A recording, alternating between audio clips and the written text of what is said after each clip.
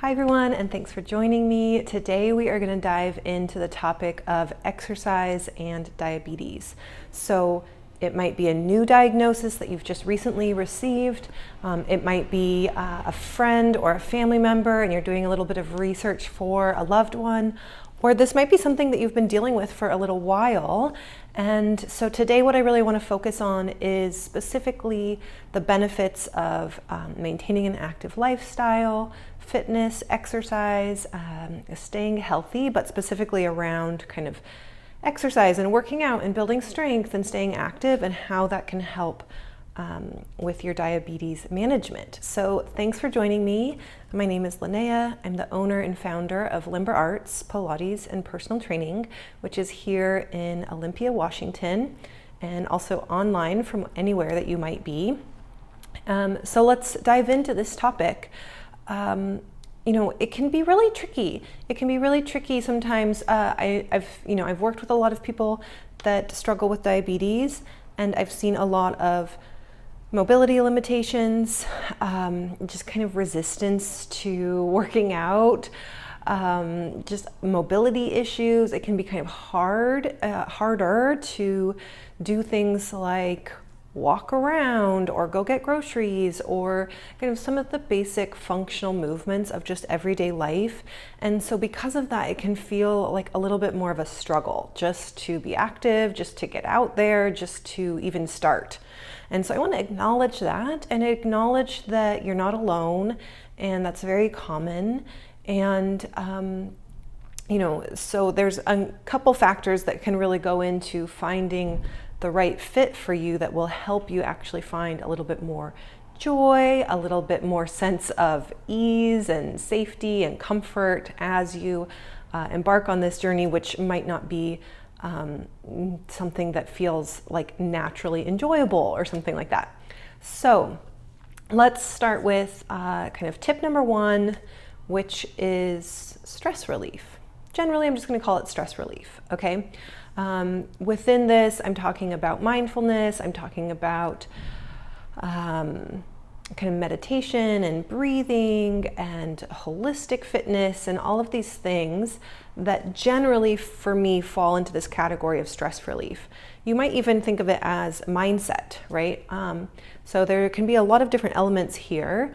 And I think the most important one that specifically benefits folks with diabetes is specifically the stress relief, because stress relief, having a lot of stress in your life can really throw your hormones out of whack, right? And increase in stress can really affect your diet, and it can affect your hormones, and specifically like cortisol and things like that in your bloodstream.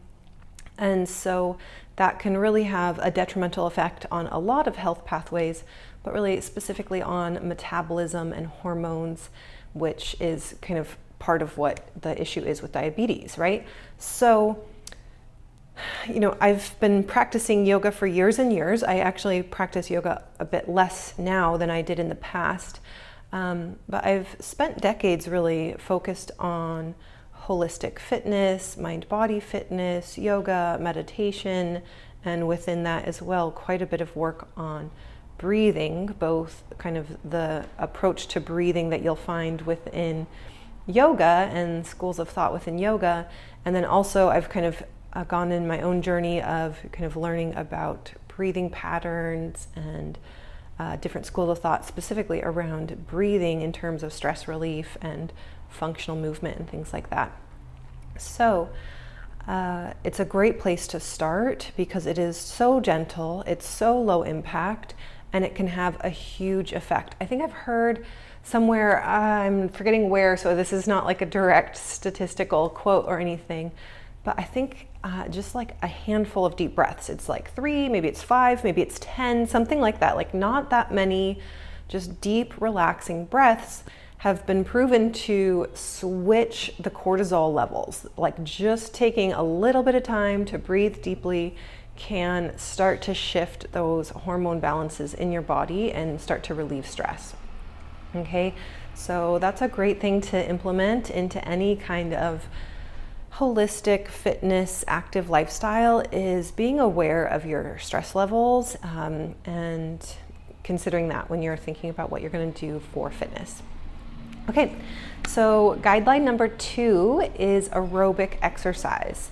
And this basically means that you're kind of getting out there, you're moving a little bit, you're getting your heart rate up, but not quite so much that you're like huffing and puffing and really pushing yourself aerobically.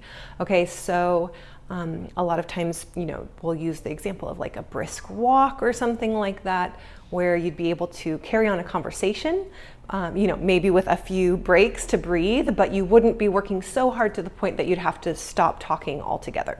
So you can kind of use that as a little bit of a gauge because it's different for everybody, and everyone's cardiovascular health is going to impact kind of the degree to which different kinds of exercise are aerobic versus anaerobic. Okay, so somebody that's like in incredible crazy shape could go for a brisk walk and it would be like the easiest thing for them.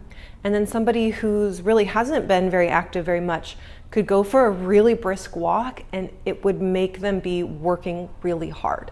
So you can gauge this for yourself to really individualize it by just noticing if you feel like you could kind of maintain a conversation. You might be a little bit breathing heavy, but not so heavy that you would have to stop talking, right? So that's kind of roughly generally aerobic exercise for you. And this one can also be tricky because oftentimes it means that you're breaking a little bit of a sweat. It means that maybe you're walking up a little bit of a steep hill, something like that, which for a lot of people, in my experience, the people that I've worked with, there can be some resistance to working out. And so there can be some resistance to sweating. There can be some resistance to being seen in public, for example, like walking up a steep hill and huffing and puffing or something. And just these little things, it's like they can be almost microaggressions that just are deterrents, right? That kind of make you be like, maybe I won't do that today. So, being mindful of these things and being gentle with yourself so that as you're thinking, okay, what can I do to be more active? It's also a question of like, where are you going to feel safe doing that? Where are you going to feel comfortable to just feel okay in your body as you start to build the habits, start to build the lifestyle, start to build the routine around incorporating this into your life. Okay, so tip number 3 is specifically strength training.